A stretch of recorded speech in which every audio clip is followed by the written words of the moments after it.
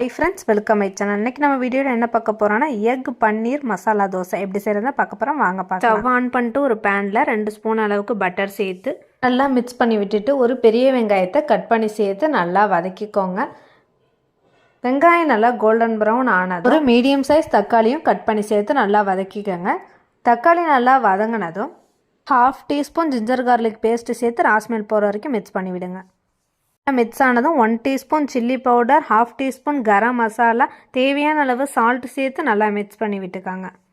இப்போ ஒரு முட்டையை உடச்சி சேர்த்து ஒரு 2 மினிட்ஸ் ஆனதும் மசாலாவோட முட்டையை நல்லா கொத்தி மிக்ஸ் பண்ணி விடுங்க.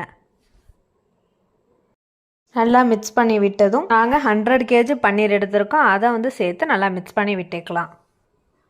இப்போ மசாலா ரெடி ஆகிடுச்சு. இப்போ ஸ்டவ் ஆன் பண்ணிவிட்டு ஒரு பேனில் தோசை ஊற்றி 1 டீஸ்பூன் ஆயில் சேர்த்து செஞ்சு வச்சுருந்த மசாலாவை இதில் ஸ்ப்ரெட் பண்ணி திருப்பி போடாமல் அப்படியே வேக வச்சு எடுத்திங்கன்னா சூப்பரான எக் பன்னீர் மசாலா தோசை ரெடி ஆகிடும். இதை நீங்களும் செஞ்சு பார்த்துட்டு கமெண்ட் பண்ணுங்கள். இதே போல் நிறைய வீடியோஸ் பார்க்க மறக்காமல் நம்ம சேனலை சப்ஸ்கிரைப் பண்ணுங்கள். தேங்க்ஸ் ஃபார் வாட்சிங்.